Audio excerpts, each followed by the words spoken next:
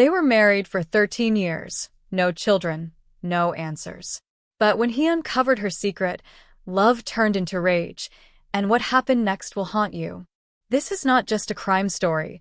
This is betrayal, identity, and a deadly truth unraveled. Watch till the end. Rain slapped the window in sharp, rhythmic bursts. The living room smelled of old leather, ash, and lemon cleaner. A single bulb flickered above, casting jittery shadows on the floral wallpaper. Marcus sat at the edge of the recliner, elbows on knees, hands trembling. 13 years. 13 anniversaries, all quiet, all childless. Photographs lined the mantel, smiles stretched too wide, eyes too calm. He stared at them now, jaw clenched so tight it throbbed. Jasmine entered the room in her silk robe, soft pink with tiny cranes stitched at the hem. Her feet made no sound on the wooden floor. She had always moved like a ghost, graceful, careful, deliberate. She called his name, voice steady, low, unafraid. He did not answer. His fingers dug into the upholstery, nails shredding the fabric. Jasmine crossed her arms, tilting her head, watching him like she already knew. The silence cracked with the hum of the refrigerator from the next room. "You read it, didn't you?" she said. A slow blink. Then a nod. He had found the file. A flash drive taped beneath the bottom drawer of her vanity. One folder, password protected. He guessed it in 2 tries. Her old stage name. The photos inside showed her before the soft voice, before the surgeries, before Jasmine. Hospital forms. Scans. A truth wrapped in cold digital ink. He had not known. Or he had refused to see. Her perfume filled his nose now. Jasmine, bitter and sweet.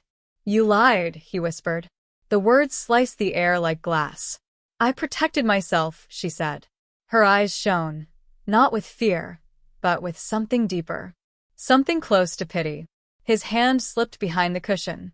He had placed the hammer there after breakfast, wrapped in a dish towel. He felt its weight now, familiar, heavy, wrong. Jasmine stepped back, barely. Her breath caught once, then steadied. Outside, thunder rolled across the hills. He stood, slow and stiff. She stood taller. Neither moved toward the other. The room shrank. Walls leaned in. The bulb hissed. His heart pounded in his ears, louder than the rain, louder than the storm. She opened her mouth to speak again, but he raised the hammer. She did not flinch. She only watched him, eyes wide, lips parted. The first blow was not clean. It struck her shoulder. She stumbled sideways, hitting the bookshelf. Hardbacks rained down around her like bricks. The second blow caught her jaw. A crunch, then silence. Blood spread across the hardwood in ribbons. He stood over her, chest heaving, hammer slick and dark. Something warm soaked into his socks. He looked down. She was still breathing. Her eyes fluttered. She reached up, touched his cheek, smeared it with red. Her mouth moved, no sound. But he saw the shape of the word. Love. The sirens had not yet begun. "Do you want me to continue the story from this point?" His chest tightened. The hammer slipped from his hand and hit the floor with a dull clang. He stared at her fingers, twitching, reaching, then falling limp.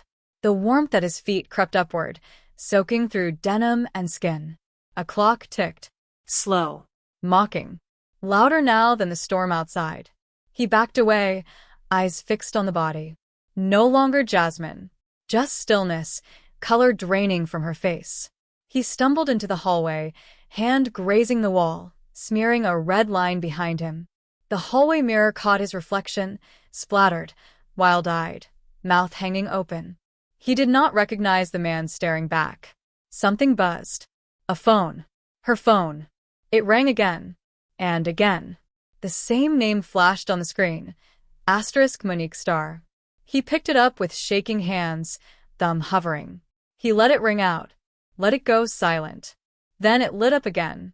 This time a message. "I told you to tell him before it was too late. Please, Jazz, call me." His fingers tightened around the device. His breath came in sharp pulls, the air thick and hot in his lungs.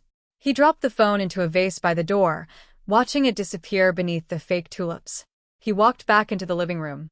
The room had not changed, but it felt smaller, as if the walls had exhaled and settled inward. The blood had stopped moving. Her body had not. It twitched once.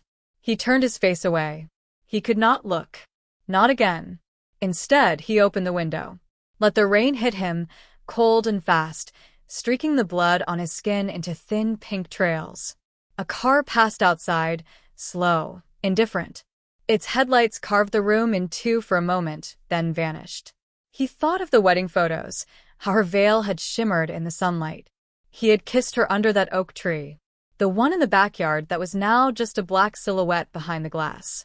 She had laughed when he forgot his vows. She had written hers by hand, trembling just slightly as she read them.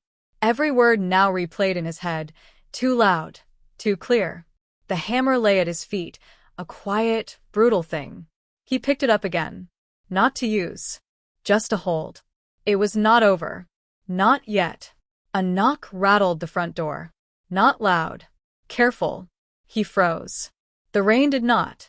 It fell harder. Another knock. This one firmer. He stepped forward, the floor creaking under his weight. The knock came again, then a voice. Female. Soft. Jasmine. He did not breathe. He gripped the hammer tighter. The door handle turned. Not locked. Would you like me to continue from here? The door creaked open. A woman stepped inside, umbrella tucked under one arm, her eyes adjusting to the dim light. She was tall, sharp-featured, with curls damp from the rain. Monique. Her gaze landed on him first, drenched, bloodied, hammer in hand. Then she looked past him. Saw Jasmine. She did not scream. Her lips parted, but no sound came. She dropped her umbrella. It hit the floor with a thud and rolled toward the body. Monique moved forward, slow, as if through water. He raised the hammer half an inch. She stopped. You did it, she said.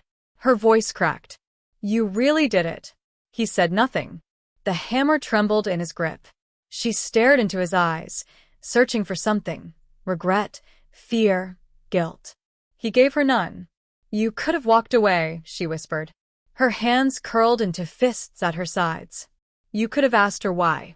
But you never wanted the answer. He stepped back. She stepped forward. Jasmine's blood spread between them like a tide. You think this fixes it? She asked. You think this makes it make sense? He opened his mouth finally. I married a lie.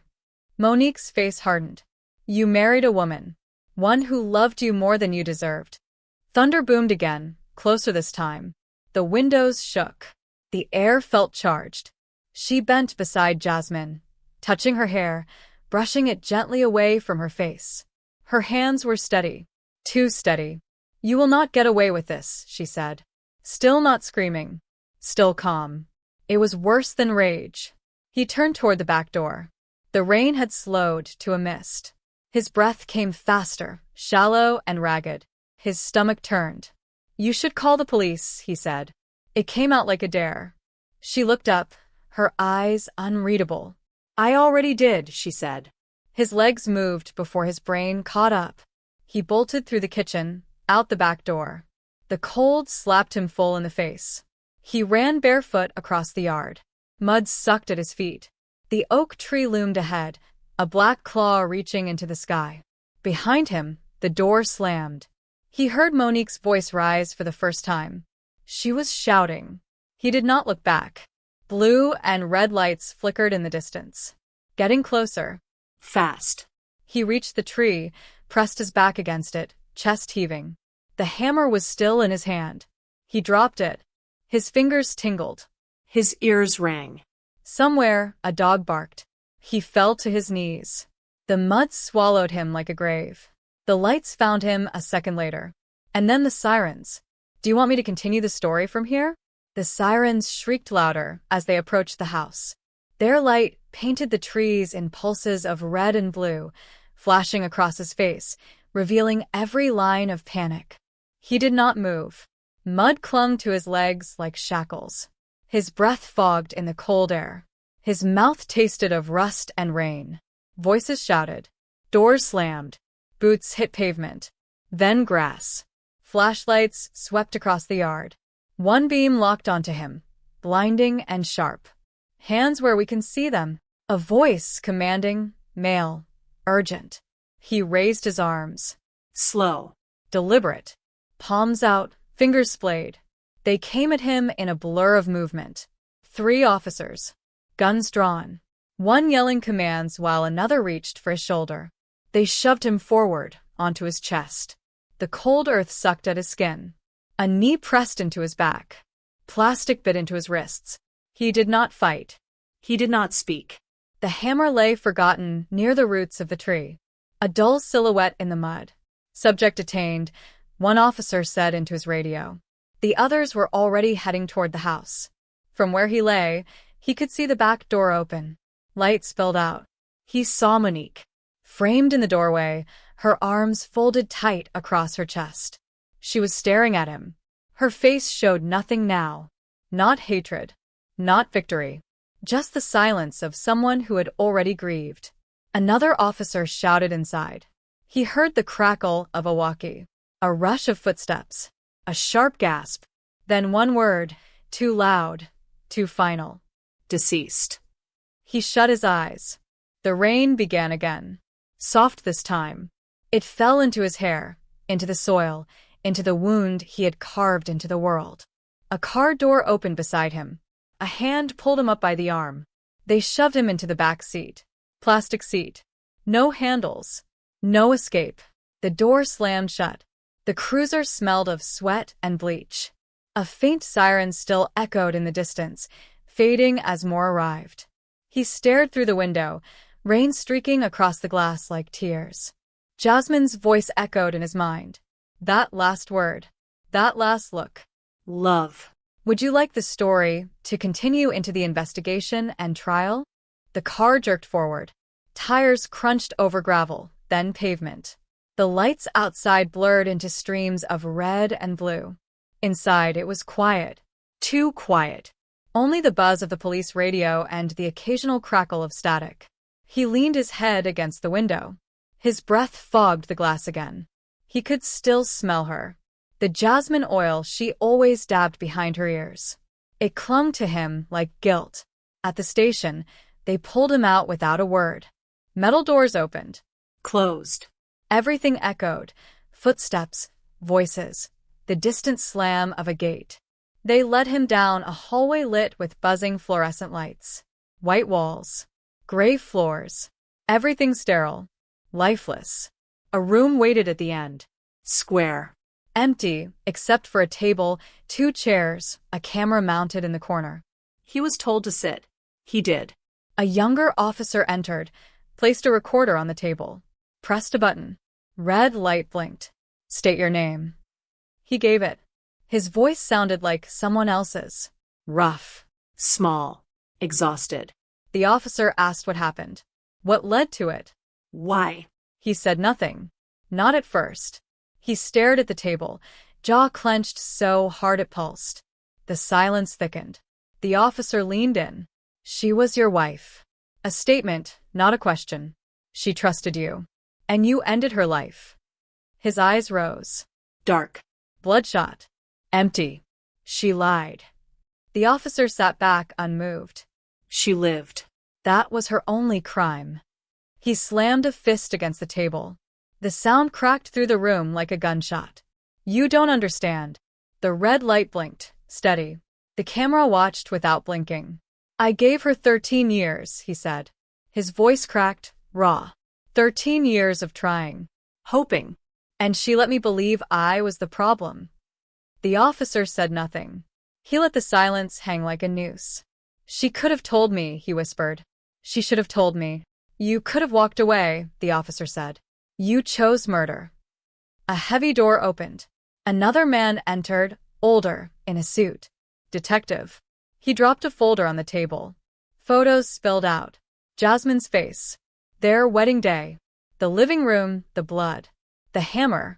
She had a will, the detective said. She left everything to you. The room shifted. He blinked. What?